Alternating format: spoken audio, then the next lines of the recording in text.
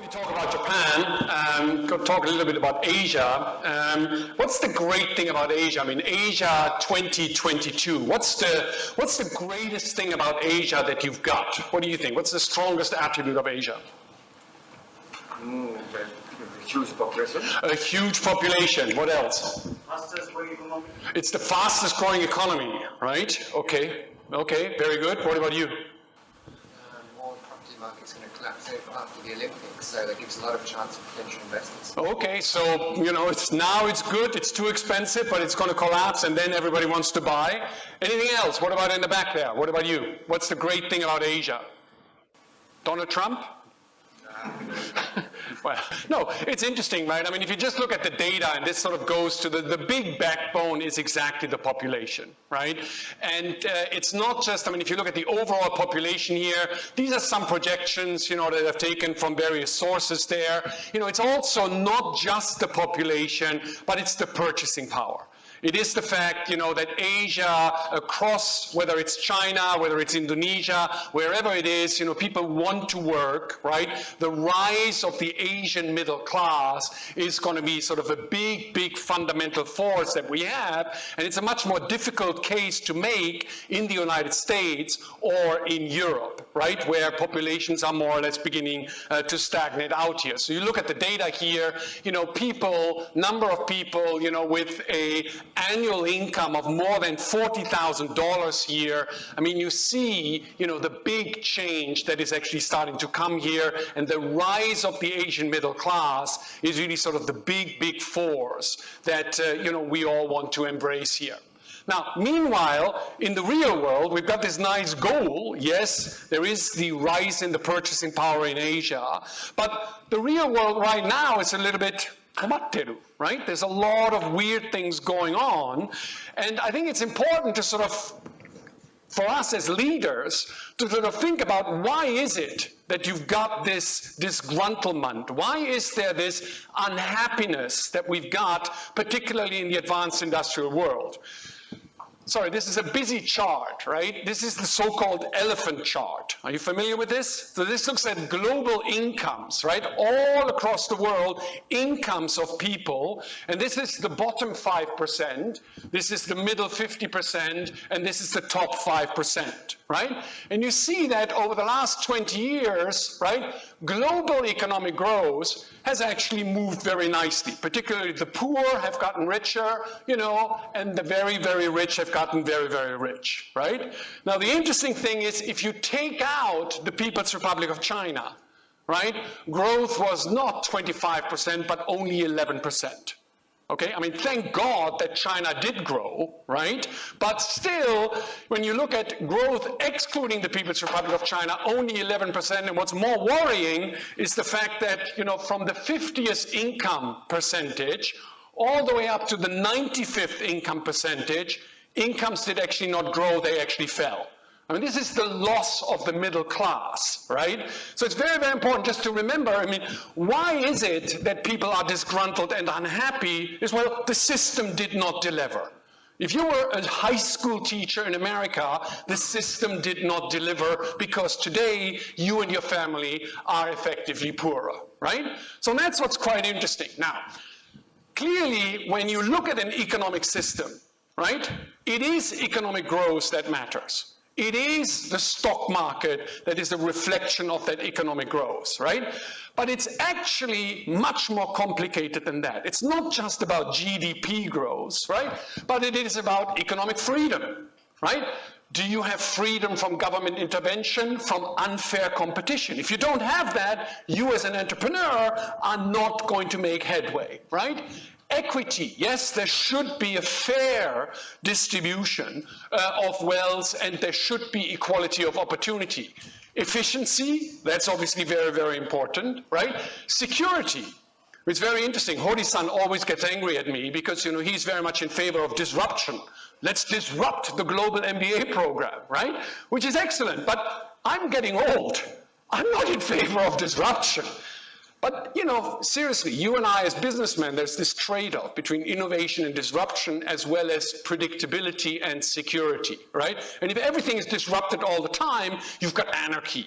You don't want anarchy. You can't run a company, in an anarchic setting here, right? And then yes, there is economic growth, that obviously you want innovation, economic growth, higher living standards. And so I think for Asia, you've got this enormous backbone, this potential of the population, the rising middle class that is coming through, but as leaders at the corporate side, like you, or at the public side in the government, you do have a responsibility to make sure that it's not just economic growth, but that the other parts, what makes a stable society, that is actually being fulfilled as well, right? It's quite interesting if you look a little bit at some data, right? And I'm sorry, on a Sunday morning, right, when you're supposed to have fun, to bombard you with a little bit of data, but I think it's kind of interesting because the West, America and Europe, right? Effectively, it's now almost 3 generations since the last big war, right? And you can actually judge, right? Has the system delivered, right? And it's quite interesting. If you look at household wealth, at the end of the day, what is the amount of assets, right? Financial assets that are owned by the household sector, you see that Japan has actually done a very good job. Right? The average Japanese has net financial assets of about $100,000, which is quite remarkable given that the stock market had collapsed from 40,000 to 8,000 and real estate prices had collapsed, by almost 70%, right? And you also see that the distribution of income, of wealth, right? I mean, there are poor people in Japan. There's no question there's poor people, right? But overall, the distribution is actually quite equitable. The shocking thing, how poor America is. I mean, it's just shocking how poor the outcome is, right? The average guy has $50,000, right, to his or her name. And then, of course, this distribution here, I mean, 1 in 3 Americans do not have $10,000 of net financial assets. Right? It's quite interesting that you see, again, this is important for us as leaders. What do systems actually deliver here? By the way, anybody here from Australia? There you go. From an economist perspective, Australia is the greatest country on earth.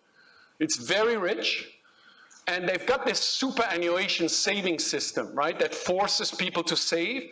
And as a result of that, the sharing of the wealth and the absolute level of the wealth is actually very, very high, right?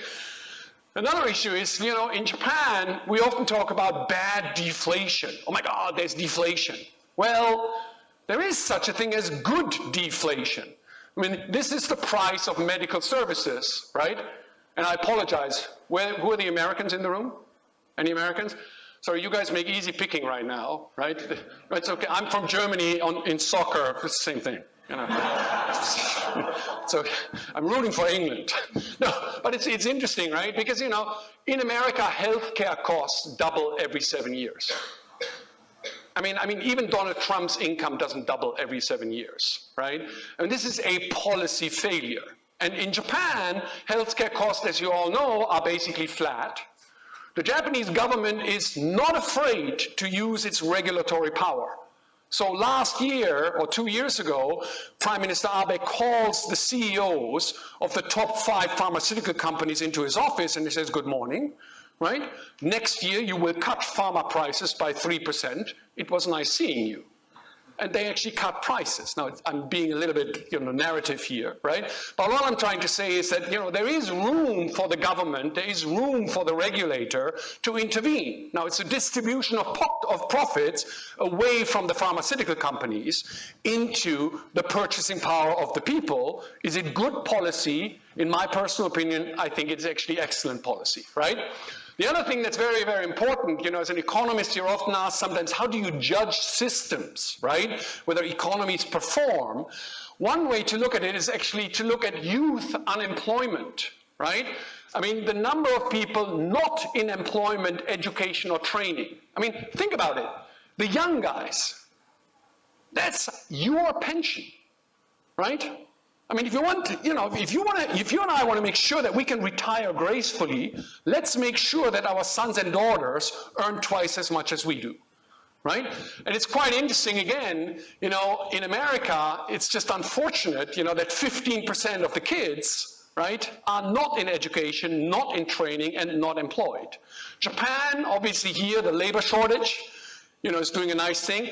This is Germany. I put that in here. Germany, Angela Merkel has some problems because exactly over the last couple of years, youth unemployment has actually started to go up. It's a very useful indicator to look at society because obviously young people are, more energetic, more unrestful, right? And, can actually organize quite easily.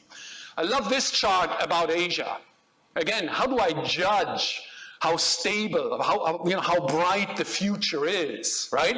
If I look at investment in education, it's quite interesting. In Asia, on average, 15% of spending is on supplemental education. That's why, your business school is a great business, right? No, but look, again, you're investing in your future because you're investing in your kids, right? Japan is interesting. Japan has an excellent public education system, but still, supplemental education, is a lot of spending that actually takes place here. Now, it's sad, and again, I'm sorry to pick on America, it's just data. It's not fake news. I'm sorry, he can take it. Ryan's American too.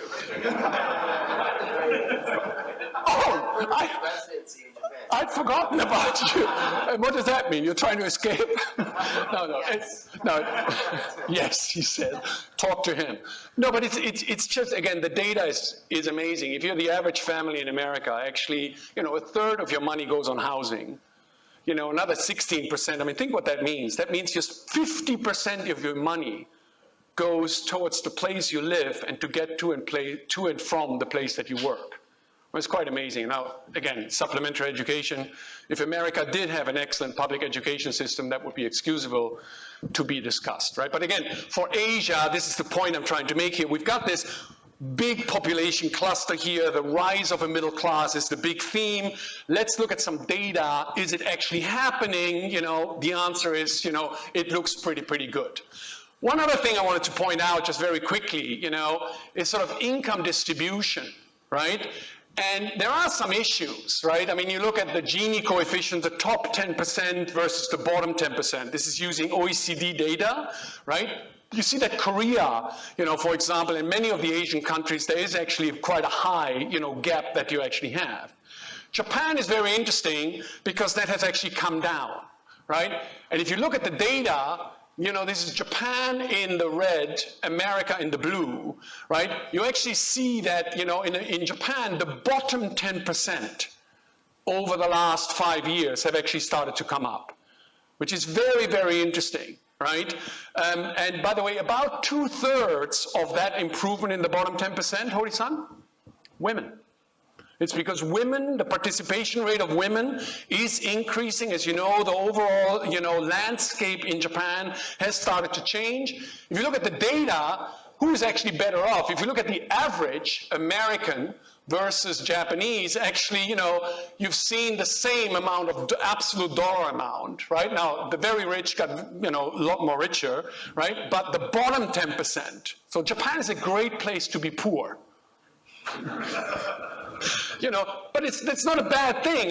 You're often asked, why is there no political unrest in Japan?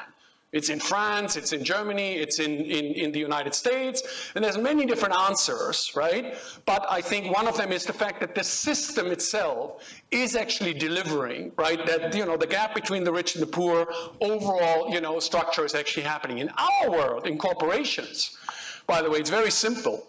It's very interesting. You've got a similar sort of thing, and again, I've just taken Japan here. This is the distribution of rate of return on equity, right? This is the S&P 500, so America, and this is Japanese topics. And it's interesting, the topics is sort of like a barbell distribution, right?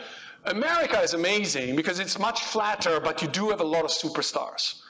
Right? So it's very, very interesting. America definitely, does produce at the top end, right? Produces a lot of interesting propositions, right? And it's interesting that that's reflected not just in society in terms of the rich versus the poor, but also in the corporate market, in the stock market, in the distribution there. This is something I absolutely love. I think this is the most important chart that we have in the world right now, right? Is this the crisis of capitalism? What is this? This is retained earnings, right? So this is listed companies. I've only used listed companies. Now, listed companies have a responsibility to their shareholders, right, to generate the highest rate of return.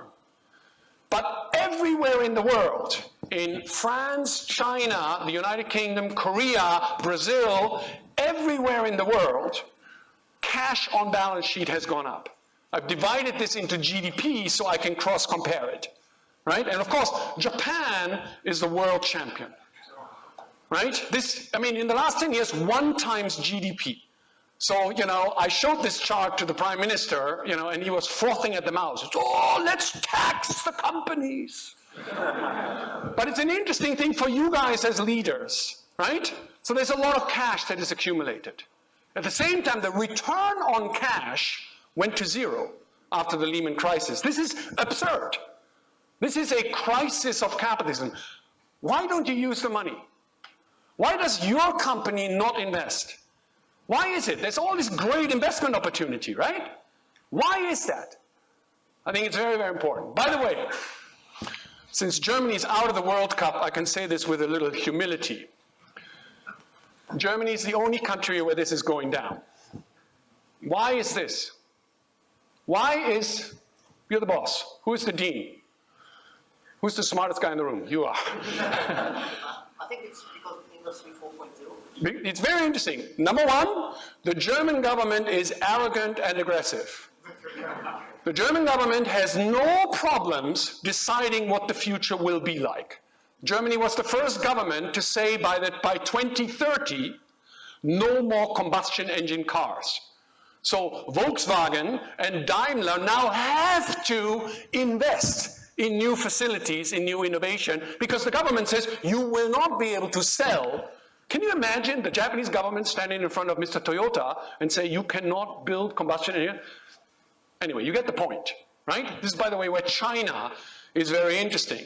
Because China, again, is not afraid to exercise industrial policy, to force, where are we going to go? These are the new rules. As a result of that, you have no choice. You have to innovate. You have to change your production. You have to change your sourcing. There's a second reason, and I'm sorry, I am German. We are all closet socialists. Germany is the only country that does have a different model of corporate governance. And this is important, I think, for Asia to consider, right? Why is the governance different? Because the labor union sits at the board. So if you and I run a company and we make a profit, and we decide, we don't need to invest. We decide, we don't want to buy another company. We decide, we don't need to increase our dividend. The labor union goes, yep, so that will be to us. So German wage growth and German productivity growth is actually very high, and it's something for Asia to consider. There's a lot of debate about corporate governance. What is the proper governance, right? But to give labor a voice, which is an important stakeholder, right, may actually not be such a bad thing, you know, for a lot of Asian companies and countries, right, to actually consider. I just wanted to make that point because, you know, again, if you look at this chart, this is a huge waste. By the way, President Trump is a genius. Sorry, I don't like the guy, but that's besides the point. He is a genius because there is no analyst who can tell you what is the correct amount of cash you should have on your balance sheet. It depends, right? It depends on your company, it depends on the age of your industry, yada-da-da-da, right? But Mr. Trump basically says, screw this, you experts can't give me an answer, I will give you one. If you hold the cash outside of America, I will tax you, which is political genius, right? And as a result of that, you know, you've had this repatriation of money coming through. Economically, it makes no difference whether Apple holds the cash at a JP Morgan account in Singapore or at a JP Morgan account in America, makes no difference, right? But politically, It is actual genius, right, to use this obvious imbalance. All governments in the world, everybody is thinking about this, right? But Mr. Trump actually, with this repatriation tax, or the threat of the repatriation tax, actually did mobilize, something that was there, and actually did get a lot of political kudos, right, as a result of that. Economic growth, well, keeps on going here. Actually, Japan, on a per capita basis has been doing perfectly fine. I mean, you can split the difference here, right? So there is, growth momentum that you've got there as well. One issue is that, and that's something that all Asian societies will have to deal with, right? Which is aging, right? I always joke, I mean, as some of you know, I've been stuck in Japan since before most of you were born, 1985, right? And I often say, it's like, I love being in Japan because it's the only place where everybody else gets older faster than I do, right? Which statistically is obviously not possible, right? But it's quite interesting, but aging changes the nature of the game. When you travel the next time to Hong Kong, or to Beijing, or to Shanghai, or to Taipei, do yourself a favor. When you arrive at the airport, right, you will notice the speed of the public escalators and walkways. And you arrive at Narita or at Haneda, you will notice that the speed is about 25% slower. Actually, 4 years ago, there was a public decree, a Gilmamede, right, that all the speeds of the public escalators had to be cut by 20%, which is correct policy. Because the older you get, the more of a dangerous machine these things become. Therefore, Japan is a bad country and is not going to have a good business prospect. Makes no sense whatsoever. Is it correct policy? Again, I want to make the point, a lot of Asian countries, yes, you've got this development of the middle class going on, but you do have the aging structure, that is going to start to come through as well. As a result of that, public policy does need to change as well. Final couple of points. Question. Where does this thing come from? Hori-san, where does growth come from? It's interesting, right? I knew you were going to say that, right? But it's interesting. So where does innovation? you can keep on going, right? But it's quite interesting, we do know that money does not create economic growth. That's the great thing about the Lehman crisis. Right? We had the Lehman crisis, all central banks did quantitative easing, right? Lots of money thrown at things, but did it create economic growth? Not really, right? And, what does create economic growth, as Hori-san said, innovation, but more importantly, there's a lot of innovation, but actually transplanting innovation into a business, right? Transplanting it into a going concern, right? That's the key issue, and that's where entrepreneurs come in. And if you calculate out, right, this is the ratio of entrepreneurs in national economies, and this is, per capita GDP growth over the long run, you see a very, very close relationship here, right? Now, who is this? Who is this country? Any guess? Israel. Huh? It is Israel, right? Now, to be flippant, there's the ocean, there's the desert, everybody around you wants to kill you. If you're not smart, you're not going to be around. But it's interesting, right? And Hori-san knows this very well, and you guys, some of you guys, right? For cutting edge technologies, if you look at, regenerative medicine, if you look at advanced cyber works, right? Israel is one of the key sources of innovation that we've got in the world, right? It's very, very important to remember that, right? Now, Japan it's kind of chuto-hampa.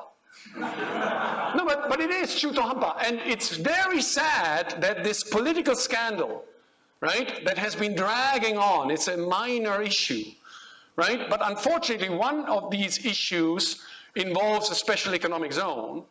And as a result of that, all these initiatives for special economic zones, Japan has a lot of rules and regulations. So the idea, okay, let's foster entrepreneurship by creating regulatory sandboxes where you and I can set up a company without the stringent labor laws, at least for the first couple of years or so. These ideas, unfortunately, have been scaled back. So there's one big criticism that you've got, on the Abe administration is that unfortunately, the whole push towards special economic zones to allow more entrepreneurship, that has actually been a big setback, right? Now, America is very good, and Mr. Trump, again, I don't want to sound like a Trump fan here, but I mean, what he's doing with the deregulation is absolutely amazing. Right? It seems all very chaotic, but the fact that you and I setting up a business in the United States, it's not just that our taxes have come down, but also the entire rule and regulatory framework has been easing up. So you're seeing a burst of entrepreneurship in the United States right now. And I think, in my personal opinion, I think that, America is going to be big surprises in terms of positive economic growth because of small and medium-sized companies, because of new entrepreneurship actually starting to come through. Germany, the most important thing is not Germany. The most important thing is that Germany is so much better than France. This is very, very important. But it's interesting, sorry, you and I are in the business world, you are now leaders in your companies and entrepreneurs, right? Mr. Macron is a very interesting man. So before the Davos, they have in January the annual meeting in Davos, he invited 50 top CEOs, like Jamie Dimon from JP Morgan, Tim Cook from Apple. He invited them on the day before the start of Davos, come to Paris, sit down with me, and you know what he asked them? He asked them, what do I need to do for you to invest in my country? Now that is great political leadership, right? Because you're asking for input from the people who are doing the investment, right? Now we'll see how far this goes, but it's quite interesting, that you've got this actually going on in the overall system. How much time do I have? None. Okay, well, good. I can go on. This is what is nice. This is why I love GLOBIS, because it's not a Japanese company. You don't have a Rinji system, Hori-san decides. Okay, 2 more minutes. 2 more minutes, very, very quickly, right? 5 more minutes, I mean, I love this data. I mean, this, to Hori-san's point about, technology and innovation combined, right? I mean, for the radio, when it was invented, it took 38 years to reach 50 million customers, right? Twitter was there in 9 months. I mean, obviously, the speed with which you can disseminate and communicate and build networks, is obviously changing very, very dramatically. Asia, the race for patent applications, right? This is interesting, right? This is your know-how. This is your innovation potential, right? Do I have an idea? Do I have intellectual property? And then it's for you and I to turn this into a business model, right? Outstanding patents, Japan is still, the second largest in the world there. But in terms of the new applications adjusted for the population size, right? Japan is now the only country where it's actually falling, right? And obviously the People's Republic of China is starting to come up very, very strong. Korea is in there. Every Asian country, is focusing on innovation hubs. Tesla does not exist without Panasonic, which is absurd, right? Because it's the technology here, but it's the commercialization here. I mean, which one would you rather have in your hallway? Right? It's exactly the same thing. So how come that Japan is excellent at innovation, but not excellent in actually marketing itself? Very quickly. Hori-san, do you know her? So she is my second favorite woman in Japan. Okay, after my wife, right? You know her. This is in the Shinkansen, right? And every 20 minutes, the door opens, right? She bows. Right? She wears a uniform that changes 4 times a year with the seasons. She goes to the Shinenkai, she goes to the Bonenkai, she is a happy corporate citizen, right? She pushes her trolley. You stop her. You say, I would like a can of Coke. And she says, certainly, sir. And, she serves it to you with a smile, right? And then you get your wallet ready, and it is 140 yen. Which is exactly the same price as it is in a Jido Hanbaiki, in a vending machine here in Tokyo. This is not possible. from an economic perspective, right? But she works for a kogaisha, for a subsidiary of Japan Rail. The purpose of that subsidiary is not to maximize profit. The purpose is solely to provide service, right? JR could have a higher capital payout, could have a higher dividend, could have higher profits. I'm from Germany. Our train system is just as good as the Japanese, but if you're lucky, and you have to be lucky, you know, for somebody to appear, it tends to be a disgruntled guy wearing headphones, listening to hip hop, and you stop them and say, and he goes literally, "What the fuck do you want?" And you say, "I would like a Coke," and he says, "Ah, okay," and he gives you the Coke, and it's basically 4 times the price of what it is in a vending machine. You get my point, right? So civility, recycling surplus capital from corporations into purchasing power of the people, you know, the model that Japan has, you know, is actually a very, very good one. And I'll do the final one, and then I'll stop. My third and fourth, you know, favorite ladies in Japan. My office is in the Shinmaru building, okay? This is the building right in front of Tokyo Station, okay? So over the last 2 years, I've conducted this experiment, right? With my, you know, when I've got customers coming, I said, "Look, can you please go up and ask them, excuse me, where is Tokyo Station?" Right? And you know what they do? They bow, they take out their iPad, they fire up Google Maps, they type in Tokyo Station, and they say, "It's right there."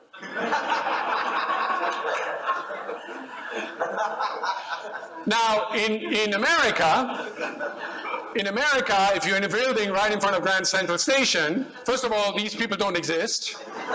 So you have to go to a security guard, and he goes, "What the fuck, you're blind?" It's right there. Sorry, you know, sorry for my language. Why am I making this point? Productivity. This woman was not very friendly. This woman I was able to invite to a glass of wine. So these people, they work for a subsidiary of Mitsubishi Shoji, right? And they have a test every 3 months. Anything inside the building, right? They need to know. So if you go and say, "Gomenasai, I want to buy a pair of red shoes conveniently located close to a toilet where I can change my baby's diapers," they will know exactly where you have to go. But by rule, anything outside the building, they have to use Google Maps. And the reason, you get the point that I'm trying to make, right? So the room for productivity improvement, right? By just empowering your employees, use your common sense, right? Don't just stick to the rules. That, I think, is, you know, something that is very, very interesting, you know, to actually come through. Final point, and then I really will stop, right? China. Sorry, this is a lot of numbers. So this is made in Japan versus made in China, or made in Taiwan versus made in China. So 20 years ago, only 28% of made in China competed head-to-head with made in Japan in the United States.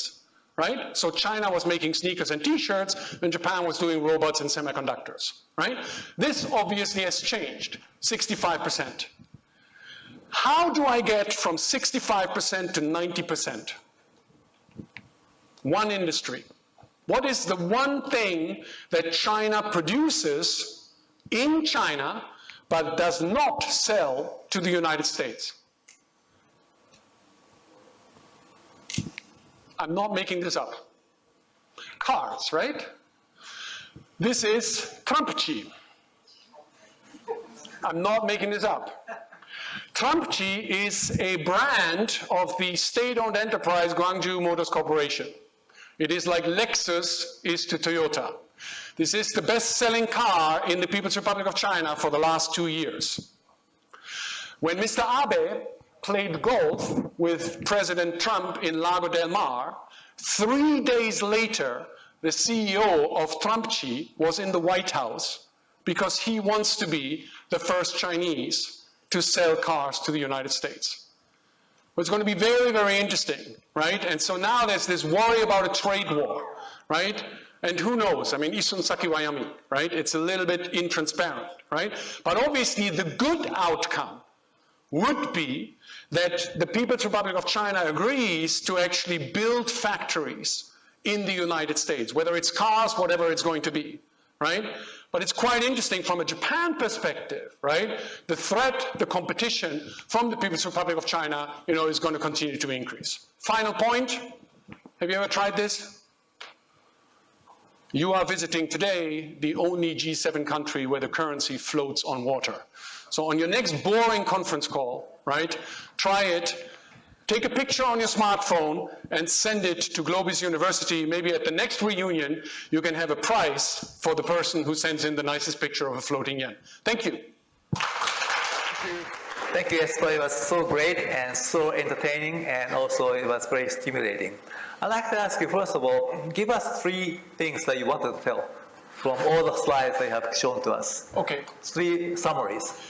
I think that the number one summary is, the fact that yes, the growth of the middle class in Asia, right, is going to be a great tailwind for the businesses that you're in, right? Now, second, within that, right, tailwind of the purchasing power, what segment are you going to be focusing on? Right?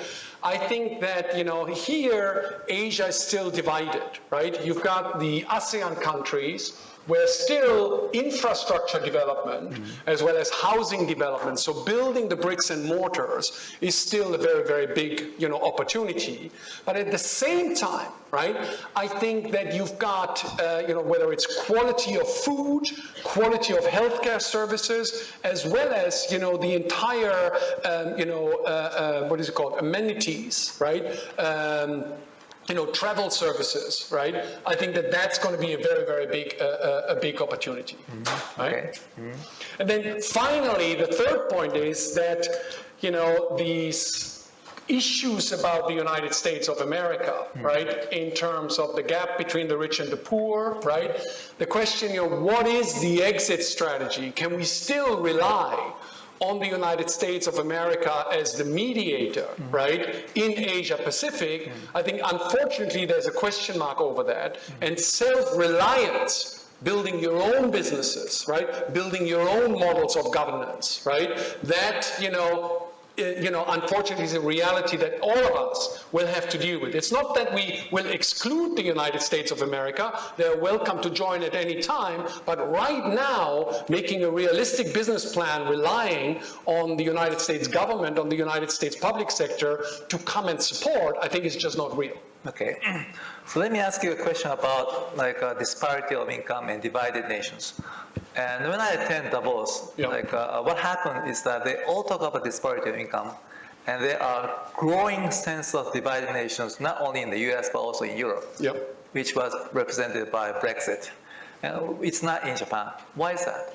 What's happening in Europe and what's happening in Japan? I think there's two fundamental reasons, and the first one is that, look, in Japan, the middle class, right, is basically there. In Japan, the redistribution of incomes. In Japan, like I showed with the data, the fact that the bottom 10% are actually seeing improvements, right, in their purchasing power. As a result of that, there is, a sense that the elite in Japan is actually delivering. Not perfectly, obviously not, right? But for all intents and purposes, unlike in the United States, unlike in Europe, right, the elite that has built its system is not delivering prosperity. And as a result of that, people go anti-elite. Mr. Trump wants to drain the swamp. The British people want to leave Brexit. We want to leave Europe because of the excessive bureaucracy and the excessive rules, right? So that's the one reason. The second reason is, yes, it is immigration, right? And on immigration, it's a very emotional issue. As you know, I'm from Germany, right? Angela Merkel, made the, in my opinion, correct moral decision, right, to open the gates, right? But the reality is that when you've got the equivalent, when you've got more than 1.5% of the population coming in, right, within a very short period of time, and with a very different cultural backdrop, right, that creates enormous frictions, right? And that's, you know, similar, you know, Mr. Trump obviously has jumped onto the immigration bandwagon as well and used this, you know, for political capital. I think you're seeing it in some of the other, you know, even Asian countries, right, where there's some polarization going on, like, for example, in the Philippines there. But in Japan, you know, it's just, as you know very well, it's the other issue, because there is a shortage of labor, right? And how do I overcome the shortage of labor? Well, pragmatic immigration, you know, is viewed as the sensible approach, but it's not this massive amount of people coming in that destabilizes, right, the fundamental society. Well, James Abergren, who was the first president emeritus of GLOBIS University, he always told us that, you know, it's no use comparing Japan versus US, because US is so much different. Right. I think it's good to compare Japan versus Europe, and at the same time, I think it's good to compare Germany versus Japan, because I think Germany is quite different from the other countries of Europe. What is happening in Germany in terms of disparity of income, and what is happening in terms of divided nations within Germany? So Germany is very, very aggressive in terms of the redistribution of income, right? So the tax system is very progressive, right? And it kicks in very, very early on. So your top income tax is 70%, right, effectively. And the threshold for when you have to start to pay kicks in very, very early, right? So from that perspective, you know, number one, Germany is very, very aggressive in sort of redistributing its income. So without this immigration burst, Germany would be very stable, right? There's no question about that. The second thing that is very interesting, and this is where there is a great similarity with Japan, which is the fact that this, you know, shokunin bunka, the craftsmanship culture, the fact that you have a Mittelstand, right, that you have a group of small and medium-sized companies who are professional, and they have an education system, right, a trade school education system that gets them to that level, that gets them to the certification. As a result of that, you know, Germany is very, very stable, right? And that's, as we've seen in the US with the 15% of the young population not being employed or not being in training or education, that's the big friction that you have, right? Okay, I think we need to have more questions coming in. Like, I hope you give us questions on using pigeon. Is it coming in? Or you can just ask, right? Okay, so we have quite a few. Okay, you go ahead. I rely on you. You are my Google. Okay, Jesper, a few years ago you said Japan will make more Hakken staff into full-time employees because of labor shortage. And is this becoming a reality, and will we see a rise in marriages, houses, and kids? Excellent. This is my favorite story. I mean, like, you know, people always get angry. I believe Japan will be the only advanced industrial economy where we will see the rise of a new middle class.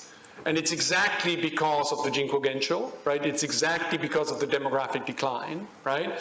So that you do have now leading companies like Toyota, like Hitachi, like Mizuho Bank, like Fast Retailing, rehiring part-time or part-time workers, right, or contract workers onto a full-time basis, right? And this creates a virtuous cycle. You're seeing it now for 2 years running. There is, you know, full-time job creation. Last year, actually, full-time job creation exceeded the job creation of part-time workers, right? And, you know, this virtuous cycle raises the purchasing power because you get more income. It gives you access to credit, and, you know, it does improve your probability of getting married. I mean, if you're a part-time worker, you can get a date, but it's difficult to get married. If you do become a full-time employee, there's some statistics. If I become a full-time employee, my probability of getting married, you know, within 12 months goes up to 90%, right? So this kojunkan, this virtuous cycle, I think is actually starting to come through. By the way, can I make one other point on this? why Japan is very interesting. This country is the only country where the ruling elite burst a bubble. This is very important. People always forget. For society, what you need, affordability of home is very important. In December 1989, the Bank of Japan got a new governor, Governor Mieno. His inaugural address, his first speech. Thank you very much for appointing me to this important position. The second sentence, bad things are happening in our country. A graduate from the best university, working for the best company, can no longer dream of ever being able to afford buying an apartment within a 90-minute commute. This is bad, this is a bubble, and I will burst it. And they did burst the bubble. Now, then we had deflation and all of that. You can debate whether they overdid it, right? But the reality is that now that the quality of jobs for the young generation is improving. It's no longer part-time work, it is full-time job, right? Now that the banks can give credit because they have very good balance sheets, the affordability of buying an apartment, Japan, Tokyo is the best in the world. Tokyo is the only major area where if you are a new graduate, freshly employed, you can actually afford buying an apartment. You cannot do that in Hong Kong, in Singapore, in Shanghai, in New York. You can do that in no major metropolitan area. In Tokyo you can, which is quite interesting. So that means the bursting of bubble economy was good. Exactly. Well, but this, it was very kurushi.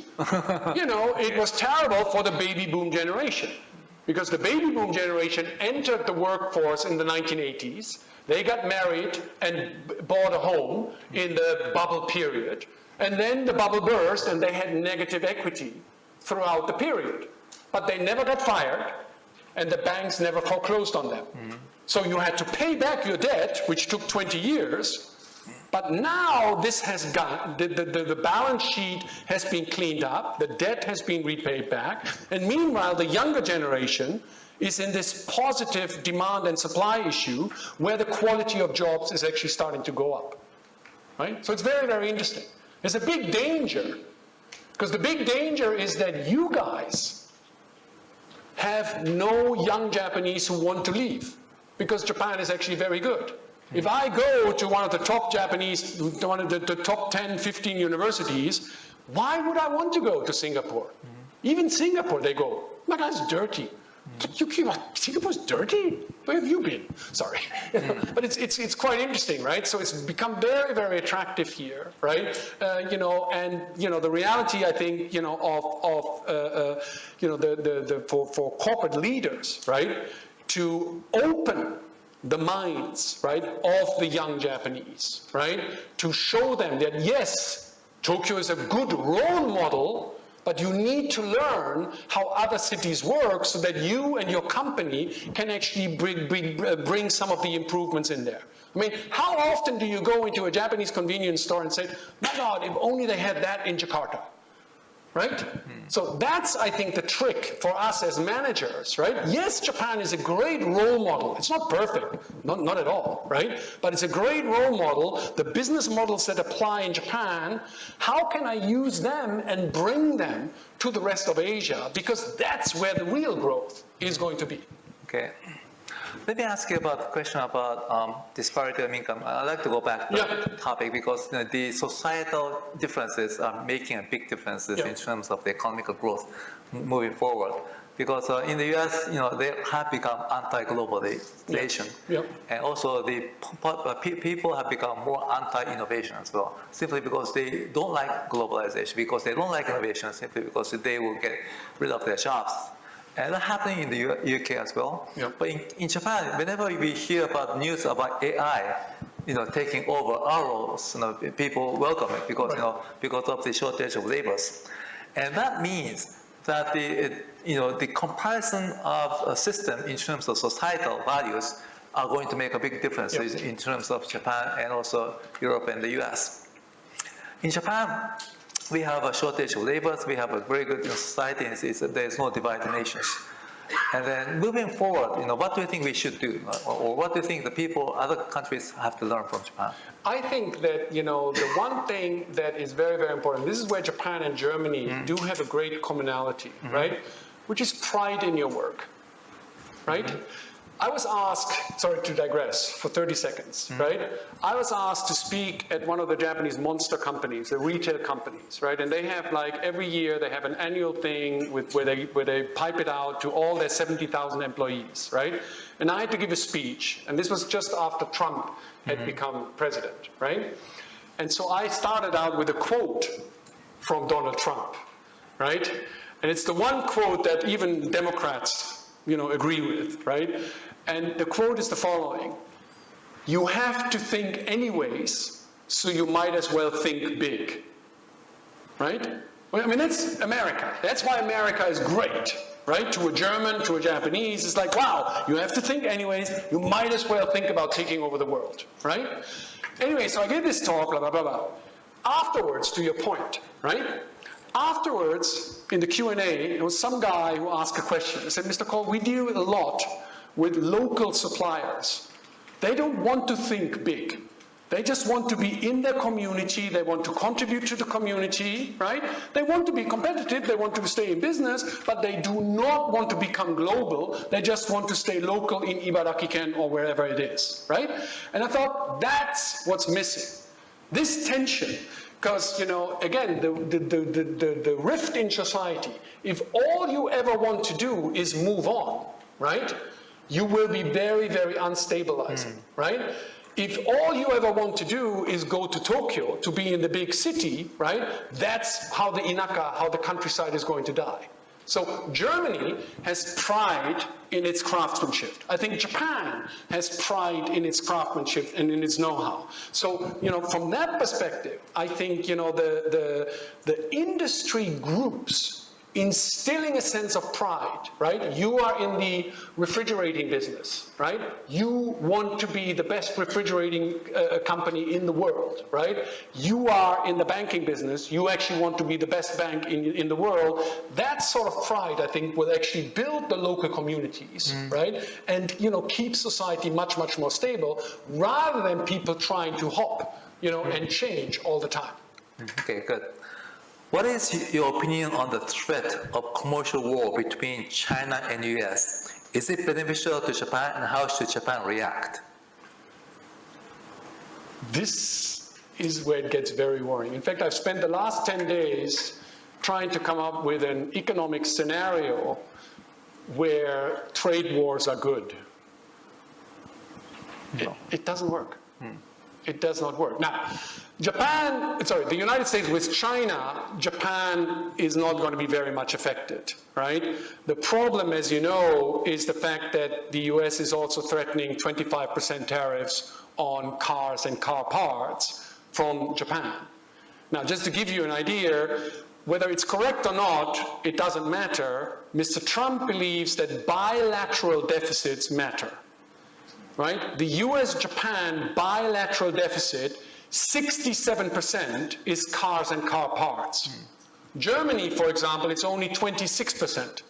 Right? So it will hurt Germany, but there are other stuff. Right? For Japan, cars are very important. If the car tariff were to be implemented, right, and half of the tariff has to be paid out of profits, and the other half gets passed on to the consumer, that would cut Japanese car companies' profits by almost 60%. This is very, very dangerous. I mean, we only hope that it's not going to happen. What's the solution? Okay, so Mr. Trump is a transactionalist. He does not understand, he does not read. It's some of the people, when you go to Washington, it's hilarious. It's like, even like a PowerPoint bullet point is too much. It's like, okay, what do I do then? I dance? I don't know. No, but the reality is, okay, so Japan needs to find, right, goods that it can import from the United States of America, right? And the obvious one is, what is the most obvious good that America exports that Japan can import? Defense. It's defense equipment. So if Prime Minister Abe were to announce that the defense budget, which today is unofficially capped at 1% of GDP, if that were to be doubled to 2% of GDP, that is effectively $50 billion of imports. I mean, not all of this is going to come from the US, but, you know, watch very carefully. Trump next week or this week is going to be at the NATO summit, right? He's going to put a lot of pressure on the European countries to raise their defense spending target. I think, you know, when you look at the trade relationship between Japan and the United States, again, whether I intellectually think this is right or wrong does not matter. I have to convince Mr. Trump. I have to create a winning position for Mr. Trump. And the only way that I can do, or the most obvious way I can do that, is by saying, fine, I'm going to import $30 billion of defense equipment, right, over the next 5 years to bring the balance down. That would avert, you know, the real trade friction going forward. Okay, so another question, you know, inspired by Nicholas Adams, is about the immigration.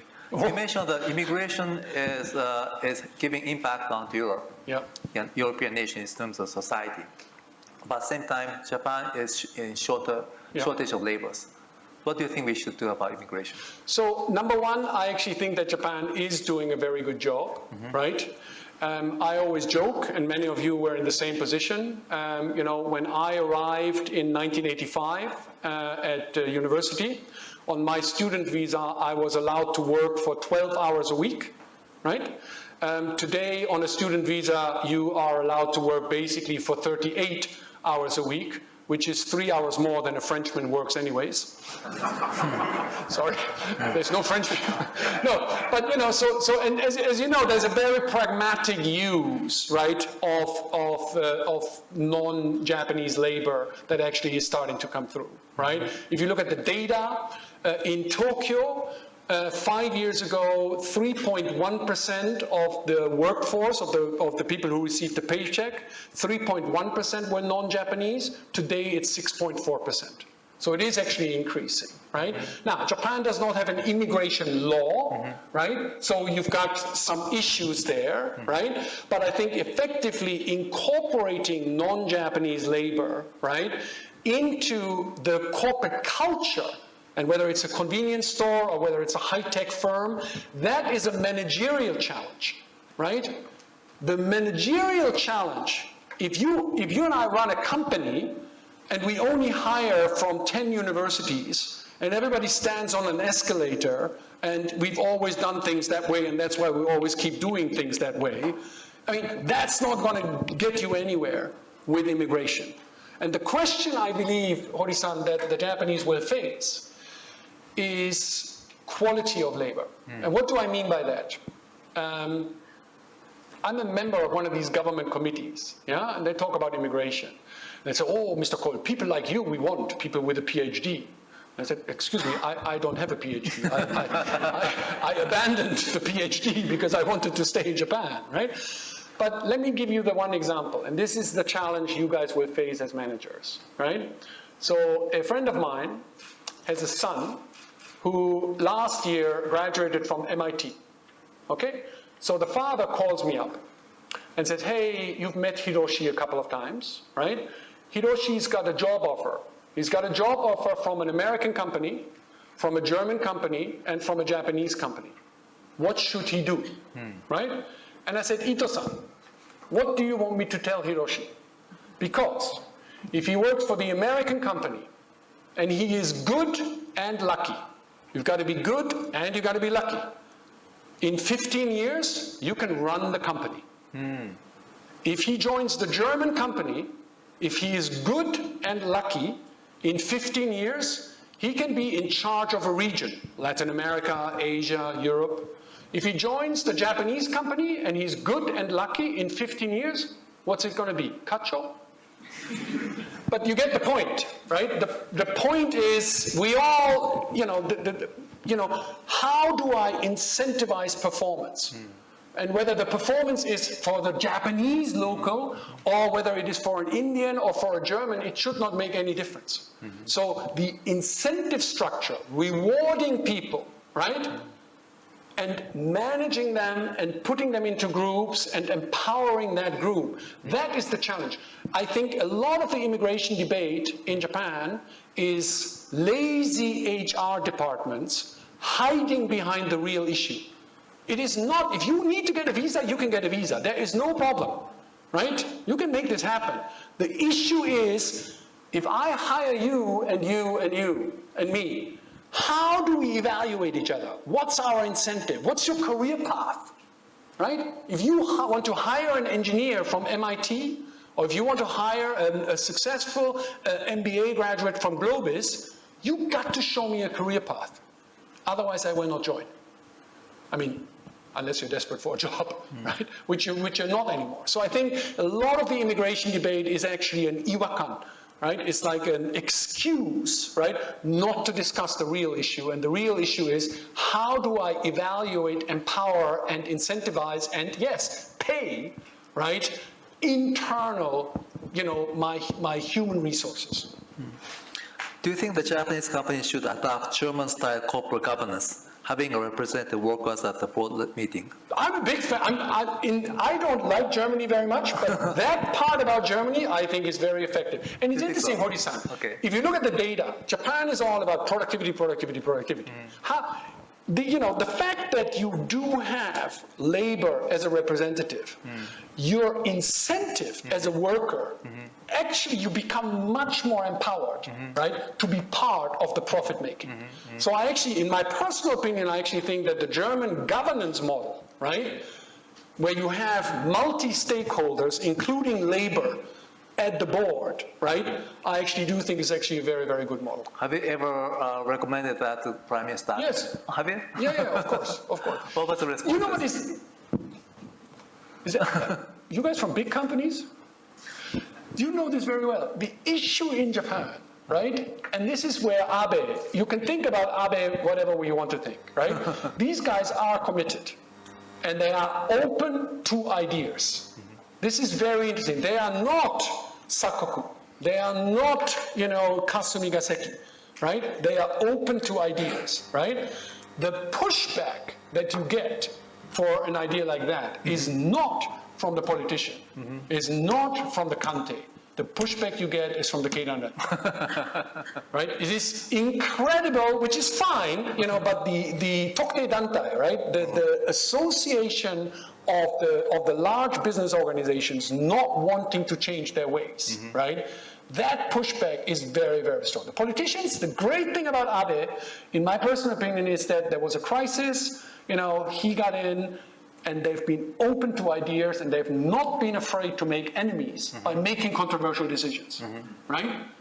The question is, right now, we're kind of stuck, right? Okay, so maybe 2 and 3 more minutes. Let me ask you one question about the skills needed.